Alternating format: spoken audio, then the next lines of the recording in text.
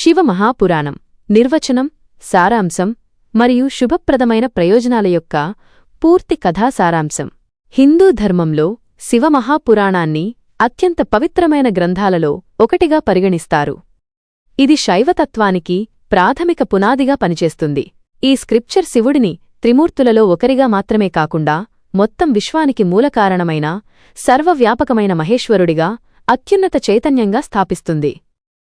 ఈ నివేదిక శివమహాపురాణం యొక్క నిర్వచనం, దాని సంక్లిష్ట నిర్మాణం, సృష్టిక్రమం యొక్క తాత్విక వివరణ, ప్రధాన కథాంశాలు మరియు దాని పారాయణం ద్వారా లభించే ఆధ్యాత్మిక మరియు భౌతిక ప్రయోజనాలను సమగ్రంగా విశ్లేషిస్తుంది. 2. శివమహాపురాణం మహిమ, నిర్వచనం మరియు నిర్మాణం. మహాపురాణాలలో శివపురాణం యొక్క స్థానం మరియు ప్రాముఖ్యత. శివపురాణం లేదా శైవ మహాపురాణం హిందూమతంలోని సాంప్రదాయ 18 మహాపురాణాలలో ఒకటిగా పరిగణించబడుతుంది. ఇది ప్రధానంగా శైవ సాహిత్యంలో కేంద్రగ్రంథం. ఈ గ్రంథం శివుడు మరియు అతని భార్య పార్వతీదేవి చుట్టూ తిరుగుతుంది, అయితే అన్ని దేవతలను మరియు సూత్రాలను గౌరవిస్తుంది. ఇది శివుడిని స్వయంభువుగా, శాశ్వతంగా, సృష్టి, స్థితి మరియు లయలకు అతీతంగా మరియు విశ్వం యొక్క ఉనికికి మూలమైన అత్యున్నత చైతన్యంగా వర్ణిస్తుంది. ఈ కారణంగా శివమహాపురాణాన్ని నిజమైన హృదయంతో పఠించే భక్తులు అన్ని పాపాల నుండి విముక్తులై మానసిక శాంతిని పొందుతారని మరియు మరణానంతరం శివలోకాన్ని చేరుకుంటారని గట్టిగా నమ్ముతారు. శైవ సిద్ధాంతాన్ని అనుసరించేవారికి ఇది కేవలం కథనం మాత్రమే కాదు, రోజువారీ జీవితంలో అనుసరించవలసిన ధర్మశాస్త్రం. గ్రంథం యొక్క మూలం, రచయిత మరియు కాలక్రమం. పౌరాణిక సంప్రదాయం ప్రకారం శివపురాణాన్ని వాస్తవానికి మహర్షి వేదవ్యాసుని శిష్యుడైన రోమహర్షణుడు సంస్కృతంలో రచించాడు. ఈ గ్రంథం ఒకప్పుడు 12 సంహితలలో, పుస్తకాలు లేదా విభాగాలు, 1,00,000 శ్లోకాలతో కూడి ఉండేదని, అయితే తరువాత మానవుల గ్రహణశక్తి పరిమితులను దృష్టిలో ఉంచుకుని వ్యాసుడు దానిని సంక్షిప్తపరిచాడని గ్రంథం స్వయంగా చెబుతోంది. ఇతర పురాణాల మాదిరిగానే శివపురాణం కూడా జీవన గ్రంథం సూత్రాన్ని పాటిస్తుంది.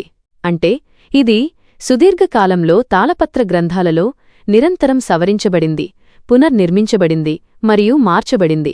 శివభక్తిని, స్థానిక ఆచారాలు, నైతికత మరియు తీర్థయాత్ర స్థలాల, క్షేత్రాలు ప్రాముఖ్యతతో అనుసంధానించడానికి ఈ సవరణలు అవసరమయ్యాయి. పురాతన తాళపత్ర గ్రంథాలు 10వ లేదా 11వ శతాబ్దానికి చెందినవని చరిత్రకారులు అంచనా వేస్తున్నారు, అయితే నేడు అందుబాటులో ఉన్న కొన్ని అధ్యాయాలు 14వ శతాబ్దం తర్వాత కూర్చబడినట్లు భావిస్తున్నారు. ఈ నిరంతర పరిణామం శివమహాపురాణం కేవలం పౌరాణిక చరిత్రను అందించడం మాత్రమే కాకుండా సమకాలీన భక్తులకు నీతి, యోగా మరియు ఆధ్యాత్మిక మార్గాలపై మార్గనిర్దేశం చేయడానికి ఉద్దేశించబడింది అని స్పష్టం చేస్తుంది. శివమహాపురాణం యొక్క నిర్మాణం, సంహితలు. శివమహాపురాణం యొక్క తాళపత్ర గ్రంథాలు మారుతూ ఉన్నప్పటికీ దక్షిణ భారతదేశంలో ప్రబలంగా ఉన్న ప్రాథమిక సంస్కరణ 7 సంహితలను, పుస్తకాలు కలిగి ఉంది. మరొక ప్రధాన సంస్కరణ 6 విభాగాలు మరియు 24,000 శ్లోకాలను కలిగి ఉన్నట్లు చెప్పబడింది. ఈ సంహితలు శివభక్తి, విశ్వోద్భవం, నీతి, యోగా మరియు తీర్థయాత్రల గురించి వివరిస్తాయి. ఈ గ్రంథం యొక్క సమగ్రత మరియు తాత్విక లోతును అర్థం చేసుకోవడానికి 7 సంహితల యొక్క ముఖ్య నిర్మాణం క్రింద ఇవ్వబడింది. శివమహాపురాణం సంహితల నిర్మాణం మరియు ప్రధాన అంశాలు. సంహిత పేరు. ప్రాథమిక దృష్టి. ముఖ్య అంశాలు. 1. విద్యేశ్వర సంహిత. సృష్టి, లింగపూజ, శివుని మహిమ, శివతత్వం, పంచకృత్యాలు, 5 చర్యలు, ఓంకార రూపం, శివలింగం యొక్క ఆవిర్భావం, బ్రహ్మ విష్ణు వివాదం. 2. రుద్ర సంహిత. శివుని దైవలీలలు, అవతారాలు, సతీదేవి కథ, దక్షయజ్ఞం, పార్వతీ జననం, మన్మథుని దహనం, గణేశుడు, కార్తికేయుల కథలు. 3. శతరుద్ర సంహిత. శివుని రుద్రరూపాలు, శివుని 1000 నామాలు, 28 రుద్ర అవతారాల వర్ణన. 4. కోటి రుద్ర సంహిత. జ్యోతిర్లింగాల చరిత్ర, 12 జ్యోతిర్లింగాల ఆవిర్భావం, స్థానిక పురాణాలు, పూజ ఫలాలు. 5. ఉమా సంహిత. పార్వతీదేవి మహిమ, దేవిశక్తి, నైతిక విధులు, యోగా, జ్ఞాన బోధనలు. 6. కైలాస సంహిత. శివభక్తి మరియు జ్ఞానం. శివభక్తి మార్గం, జ్ఞానయోగం, మోక్షమార్గాలు. శివమంత్రం యొక్క గొప్పతనం. 7 వాయవీయ సంహిత. పతంజలి యోగసూత్రాలు. ధర్మం, శివజ్ఞానం, ధర్మసాధన, యోగాసాధన. 3 శివతత్వం మరియు ప్రపంచ సృష్టిక్రమం. విద్యేశ్వర సంహిత. శివ మహాపురాణం పరమశివుడిని కేవలం విధ్వంసకుడిగా మాత్రమే కాకుండా సర్వశక్తిమంతుడిగా మరియు విశ్వానికి అతీతమైన అంతిమ సత్యంగా ప్రతిపాదిస్తుంది. శివుడు పరబ్రహ్మస్వరూపం మరియు పంచకృత్యాలు. శివుడు స్వయంభువు, అనంతమైన చైతన్యం, విశ్వాన్ని నడిపించే ప్రాథమిక శక్తి. శివపురాణం ప్రకారం శివుడు విశ్వం నిర్వహణలో 5 చర్యలను, పంచకృత్యాలు నిర్వహిస్తాడు. ఈ 5 చర్యలు ఆయనను త్రిమూర్తుల కంటే ఉన్నతమైన పరమ మహేశ్వరుడిగా స్థాపిస్తాయి. సృష్టి, సృజన, బ్రహ్మరూపంలో విశ్వాన్ని సృష్టించడం. స్థితి, రక్షణ, విష్ణువు రూపంలో విశ్వాన్ని నిర్వహించడం. లయ, వినాశనం, రుద్రుని రూపంలో విశ్వాన్ని కరిగించడం. తిరోభావం, దాచడం, పరద, మాయ ద్వారా ఆత్మలను భౌతిక బంధాలలో కప్పి ఉంచడం. అనుగ్రహం, దయ, మోక్షం, భక్తులపై కరుణతో విముక్తిని ప్రసాదించడం. ఈ 5 విధులతో శివుడు సృష్టికి కారణమైన శక్తి అని నిరూపించబడింది. లింగోద్భవ రహస్యం.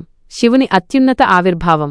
విద్యేశ్వర సంహితలోని అత్యంత ముఖ్యమైన తాత్విక ఘట్టాలలో లింగోద్భవ కథ ఒకటి. ఒక సందర్భంలో బ్రహ్మ మరియు విష్ణువు తాము గొప్పవారమని అహంకారంతో కూడిన వివాదంలో మునిగిపోయారు. ఆ సమయంలో శివుడు అనంతమైన భయంకరమైన అగ్నిస్తంభంగా తేజోలింగం వారికి ఆవిర్భవించాడు. వివాదాన్ని పరిష్కరించడానికి బ్రహ్మస్తంభం పైభాగాన్ని కనుగొనడానికి హంసరూపాన్ని ధరించాడు మరియు విష్ణువు స్తంభం అడుగుభాగాన్ని కనుగొనడానికి పందిరూపాన్ని ధరించాడు. 1000 సంవత్సరాలు ప్రయాణించినా ఆ స్తంభం యొక్క ప్రారంభాన్ని లేదా ముగింపును ఇద్దరూ కనుగొనలేకపోయారు. ఎందుకంటే శివుడు అనంతమైన జ్ఞానస్వరూపం. బ్రహ్మ తాను పైభాగాన్ని చూశానని అబద్ధం చెప్పాడు. దీనికి కోపించిన శివుడు తేజోలింగం నుండి ఉద్భవించి బ్రహ్మను శపించాడు మరియు తనను తాను అత్యున్నత మహేశ్వరుడిగా ప్రకటించుకున్నాడు.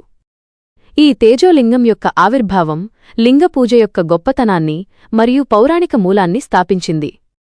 ఈ సంఘటన శివుడిని త్రిమూర్తులలో ఒకరిగా మాత్రమే కాకుండా త్రిమూర్తులను కూడా సృష్టించిన జ్ఞానస్వరూపం, అత్యున్నత ఆత్మగా పరిగణించాలని బోధిస్తుంది. శివ మహాపురాణం యొక్క ప్రధాన కథాంశాలు. రుద్ర సంహిత పూర్తి కథా సారాంశం. రుద్ర సంహిత శివుని దైవలీలల కథలకు, ముఖ్యంగా అతని భార్య సతీదేవి మరియు పార్వతితో అతని సంబంధానికి మరియు అతని కుమారులు గణేశుడు మరియు కార్తికేయుల జననానికి ప్రాధాన్యత ఇస్తుంది.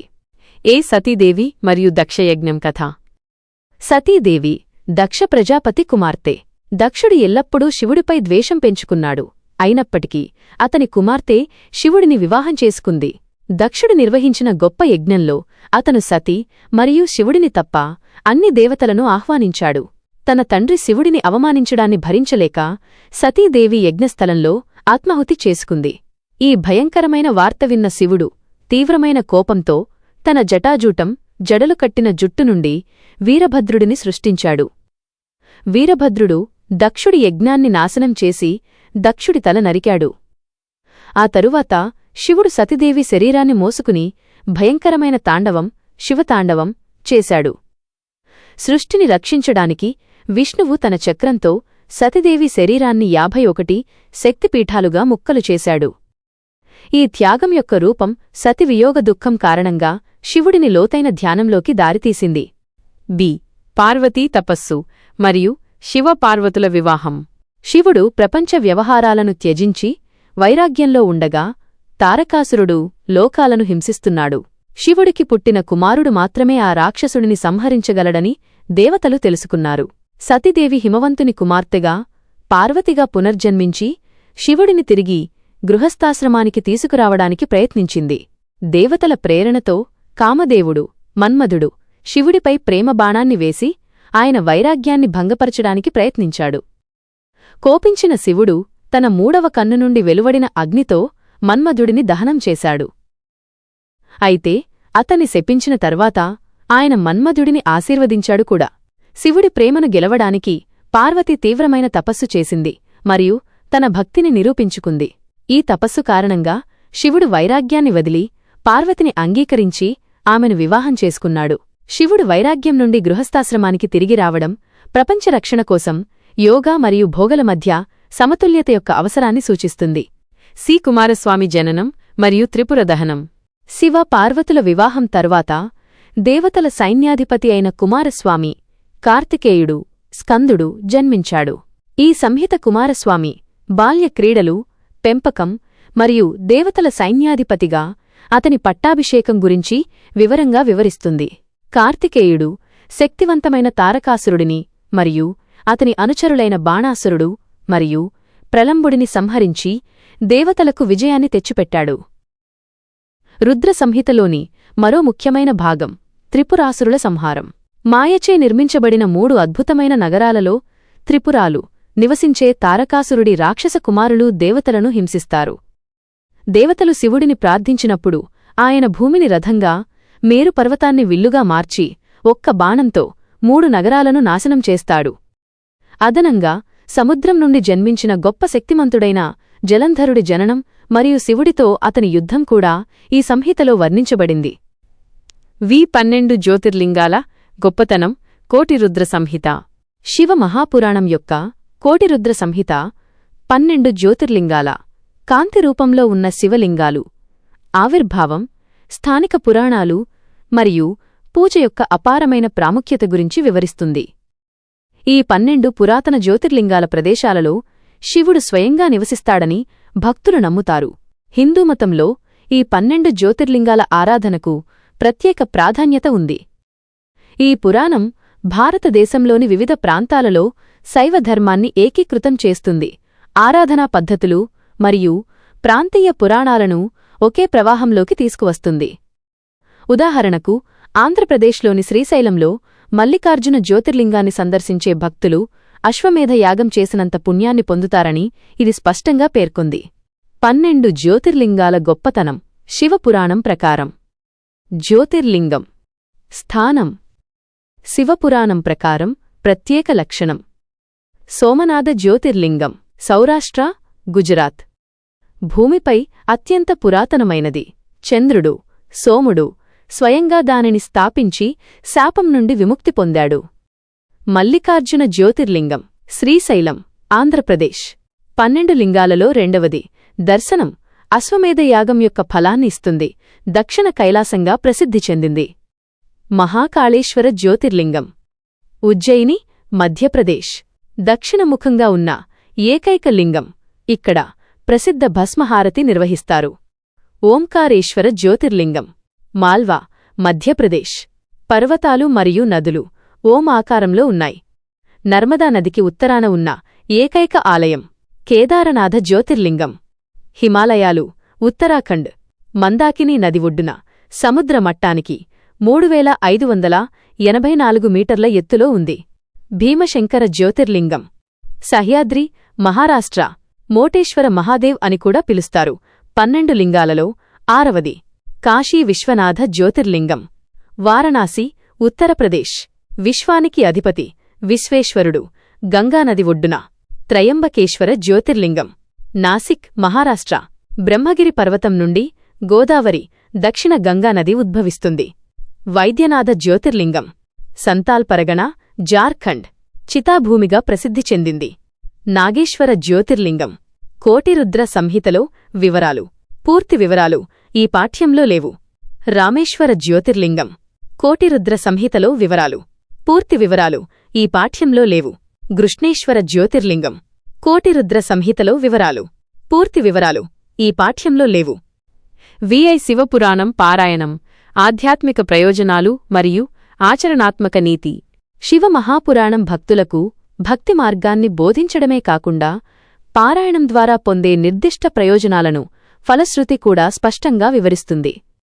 పారాయణం యొక్క ప్రయోజనాలు మరియు ఆధ్యాత్మిక సంక్షేమం.